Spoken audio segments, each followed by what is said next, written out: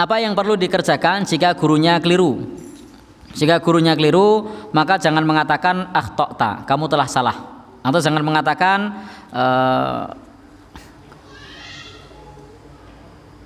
mengatakan bahwasanya hal ini tidak seperti yang Anda katakan. Lalu bagaimana?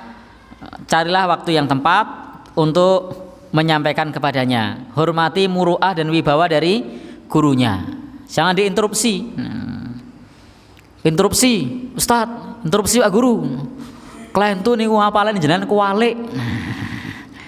Wah, ya merah wajahnya. Meskipun itu kasepuan. Maka sampaikan pada waktu yang tepat. Misalnya bisa dengan cara di WhatsApp kalau punya nomornya, atau dengan membuat tulisan kecil dikasihkan. Mengatakan, Ustadz mau tanya ini, sebenarnya ngasih tulisan, dibaca, oh ya. Itu lebih nyaman dibandingkan ngasih nasihat dengan cara diinterupsi. Dan seorang mu'alim itu harus ar-ruju' anil khata'. Seorang guru itu dia harus siap kembali kepada yang benar jika dia salah. Jadi dia jika dia salah diingatkan, maka hendaknya kembali kepada yang benar. Idza akhta'a ayarji'a ilal haq, hendaknya kembali kepada yang benar. Jangan malu-malu untuk mengatakan saya salah, murid saya benar. Jadi guru jangan malu mengatakan saya salah, murid saya benar. Jangan malu mengatakan saya keliru, Anda benar. Ini yang dinasihatkan oleh penulis kitab ini. Bapak dan saudara yang berbahagia yang dirahmati oleh Allah Subhanahu wa taala, dan seorang yang alim itu hendaknya mengatakan Allahu a'lam fima la ya'lam. Dia mengatakan Allah Subhanahu wa taala, ya Allah Subhanahu wa taala lebih tahu terhadap apa yang dia tidak tahu. Maka seorang mu'alim, seorang pengajar, seorang pendidik itu dia tidak perlu malu untuk mengatakan Allahu a'lam. Walaisa hadza binakis, ini tidak termasuk kekurangan. Guru yang mengatakan Allahu a'lam itu tidak termasuk kekurangan. Atau guru mengatakan saya tidak tahu itu tidak termasuk kekurangan. Tidak perlu malu. Saya juga di forum ini, di tempat ini saya sering bilang saya tidak tahu. Tidak peduli di syuting Mas Agus, saya tidak tahu kok. Jadi sudah berapa kali saya bilang saya tidak tahu di forum ini, belum di forum yang lain. Bahkan sering saya tegaskan jawabannya saya tidak tahu. Lah memang tidak tahu. Yuk kon ngopo meneh, emang tidak tahu. Gimana Pak? Ngarang. Wow, ojo. Jadi jangan sampai kita ngarang. Baik. Jadi Bapak dan saudara yang berbahagia yang dirahmati oleh Allah Subhanahu wa taala, kalau memang tidak tahu, katakan tidak tahu. Dulu Imam Malik pernah diundang oleh khalifah, dan khalifah menanyakan 40 pertanyaan.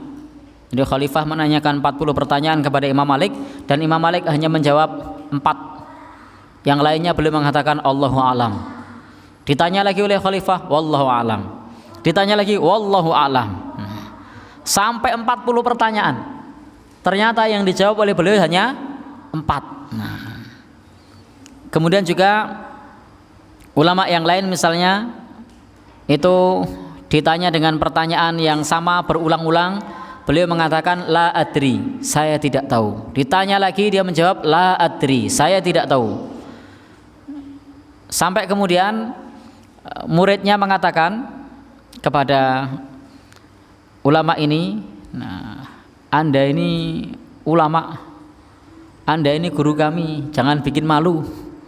Jadi malah muridnya yang malu karena gurunya mengatakan saya tidak tahu. Padahal la adri, kata beliau, nisful ilmi. Mengatakan tidak tahu itu adalah separuh dari ilmu. Jadi justru dia semua tahu itu malah perlu diragukan keilmuannya. Maka la adri nisful ilmi. Jadi ketika mengatakan saya tidak tahu itu separuh dari ilmu. Maka orang yang dia tahu, orang yang bisa mengatakan saya tidak tahu itu sesungguhnya dia sudah menguasai sebagian dari ilmu.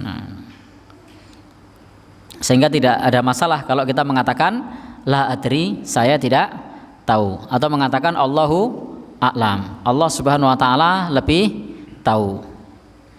Kita perlu tawakuf amma la ya'lam. Kita perlu diam terhadap apa yang kita tidak tahu. Jadi kalau kita tidak tahu tentang sesuatu, anna hadza huwal wajib, maka ini hukumnya adalah wajib bagi kita untuk diam. Nah, jadi kalau kita tidak tahu, wajib hukumnya bagi kita untuk diam. Maka lihatlah bagaimana para ulama ketika menulis kitab-kitab di zaman dulu, ulama yang sangat pakar di dalam masalah fikih, kalau bahas tafsir, yang tafsirnya itu bagian yang mereka tidak menguasai, maka tafsir itu hanya diulang sekilas. Adapun bagian yang dia kuasai, misalnya dia bagian fikih, seperti Imam Al-Qurtubi, itu ketika menulis tafsir dan tafsir tersebut ayat hukum, maka itu satu ayat tafsirnya bisa berlembar-lembar karena beliau menguasai. Tapi giliran di bab lain, ketika beliau tidak menguasai, maka beliau tidak bahas. Nah, tetapi ketika beliau menguasai, maka dibahas panjang. Ini pentingnya kita untuk diam pada perkara yang kita tidak tahu. Jadi seperti saya pribadi yang untuk menjelaskan masalah waris itu tidak mudah, maka saya ketika diminta untuk tolong Ustaz besok ngisi tentang masalah waris, saya tidak tahu. Saya tidak mau, carilah pembicara yang lain. Nah, kenapa? Karena diam lebih baik daripada nanti keliru. Diam lebih baik. Demikian pula ketika dia ditanya tentang sesuatu yang dia tidak tahu, hendaknya dia mengatakan Allahu a'lam. Nah, jadi hendaknya dia mengatakan Allah yang lebih tahu. Kemudian juga nasihat dari Syekh Abdurrahman Ibn Nasir As-Sa'di itu adalah munadharah, diskusi. Hendaknya diskusi antara pelajar satu dengan pelajar yang lain. Jadi hendaknya kita belajar itu butuh partner, butuh orang lain untuk diskusi, untuk bisa bertukar pikiran. Karena latar belakang dan juga guru-guru yang berbeda itu bisa menjadikan kita wawasannya bertambah luas. Maka tidak mengapa kemudian berdiskusi antara sesama pelajar. Diskusi untuk mencari kebenaran, bukan debat kusir. Sebagaimana di sosmed itu kalau kita lihat ketika membahas mengenai masalah sesuatu, biasanya ujung-ujungnya terus keluar kata-kata yang tidak baik. Entah itu cebong, entah itu kampret, atau kata-kata yang lain. Itu ini mencerminkan diskusi yang tidak bijak. Maka carilah kebenaran, bukan cari menang-menangan. Jadi carilah kebenaran, bukan cari menang-menangan. Carilah kebenaran, bukan cari puas-puasan. Karena kadang-kadang kemudian pada saat diskusi di sosial media itu yang terjadi adalah menang-menangan, yang terjadi adalah puas-puasan. Maka saya tidak menyarankan diskusi di sosial media. Diskusi itu enaknya kepada orang yang sudah kenal satu majelis untuk bisa kepala dingin, bukan kepada orang yang tidak kenal.